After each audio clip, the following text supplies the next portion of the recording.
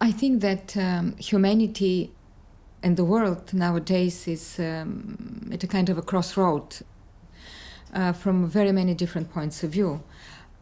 And the situation is very dynamic. We knew that the 21st century is bringing to us acceleration of the globalization, of huge movements, of financing, of goods, of connectivity. We see that the pace of the, I would say, revolutionizing the information and communication technologies is accelerating at the speed never envisaged before. We change our iPads, our iPhones, we change our technology almost every second year. At the same time, the demographic pressure also on environment, on our economies, on our societies nowadays is huge. And then I believe that like never before, the question of sustainable development with all the implications for humanity has a very different meaning nowadays. And I say it because we here at UNESCO, we try to have I would say sometimes a different look at sustainable development.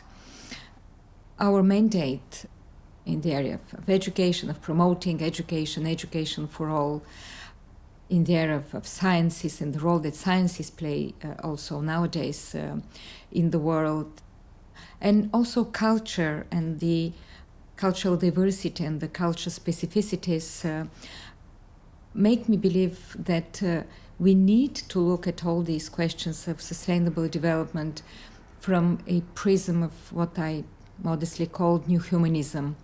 It's something that is different, I believe, from the humanism traditional of European Enlightenment of the 18th century or some of the others that exist other parts of the world.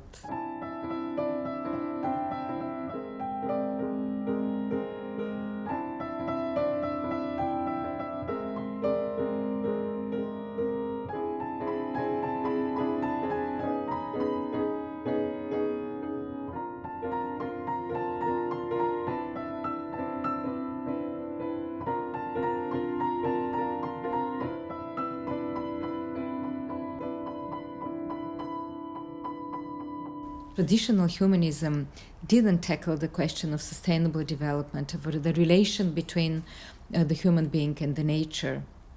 We didn't have there either some of the important questions nowadays about cultural diversity.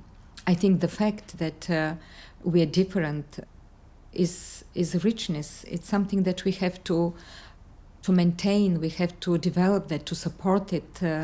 It can bring only good, I think, in our future endeavors. The cultural, I would say, sensitivities nowadays should form part of this new humanism. Or the question about gender equality and what is very much needed into this 21st century, that it should become the century of a real equality and real dignity for women. We see a lot of setbacks also here. So there are many elements that I believe are new when we talk about humanism. Education, we are convinced here in this house, is the gateway to empowerment. It is a fundamental human right, but it is also a development imperative in a world economy that is increasingly driven by knowledge and skills.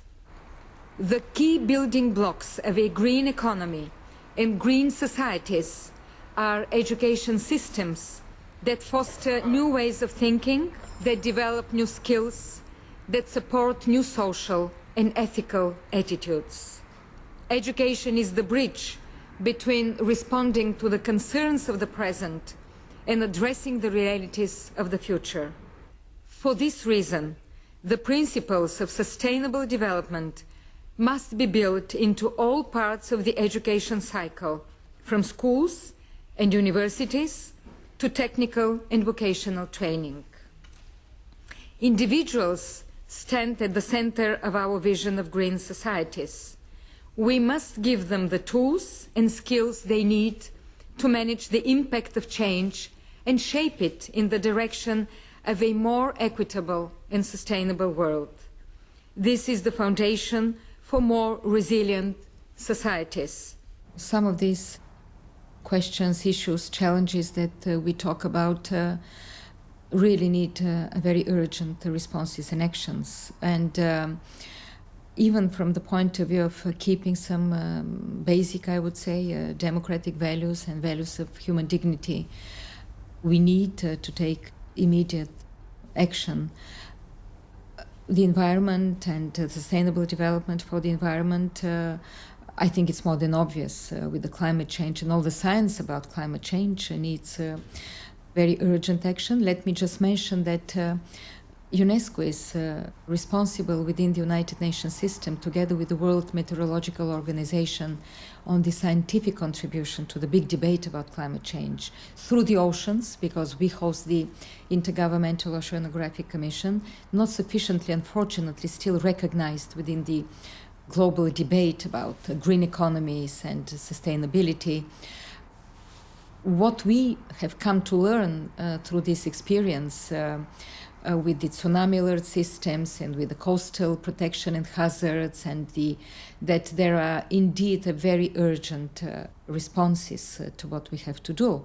And not to speak about cultural diversity, because globalization is having an incredibly huge pressure on cultures, on languages, on multilingualism, on the I would say some cultural traditions which are extremely positive towards protecting nature. We have seen that very many of these things in the basin of the Congo River, on the Amazon, or in some of the traditional cultures in Africa. We need to protect and preserve this, because otherwise we will confront huge problems that whatever huge, I would say, big global decision is taken, will not be possible to be translated into concrete action. So I think that we have to think globally, but we really have to act locally in very many of these issues. And there, the urgency of the moment is imminent. The times we are living call out for new approaches to development that are meaningfully locally and effective globally. We need a new global compact that makes the most of the transformative power of education, sciences, culture, and communication. These are the best ways to tackle the challenges we share and to promote a new international development agenda. For all this, we need your commitment and your help. We need your ideas and thoughts to explore the concepts of green economies and green societies and develop them further. I think youth nowadays, we know that 50% of the global population are under the age of 30, and it will be even more in the future. And we at UNESCO also try to focus more on youth.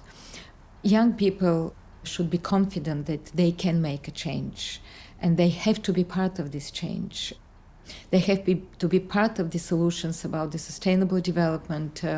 We try through education, programs about education for sustainable development, of changing mentalities, sometimes which starts at school, in different groupings and communities and non-governmental organizations. We promote also sometimes informal education. I think young people nowadays can be the drivers of protecting this cultural diversity. We have seen the chain of young people around the museum in Cairo when there was social strife there. And it was an incredible, I would say, demonstration of responsibility, not only towards their own heritage and culture, but it was a global responsibility for what is happening. And I think that we need more humanism, we need humanity values, we need more solidarity to be promoted. I think the global crisis showed us the way forward from the, I would say, negative point of view, but still.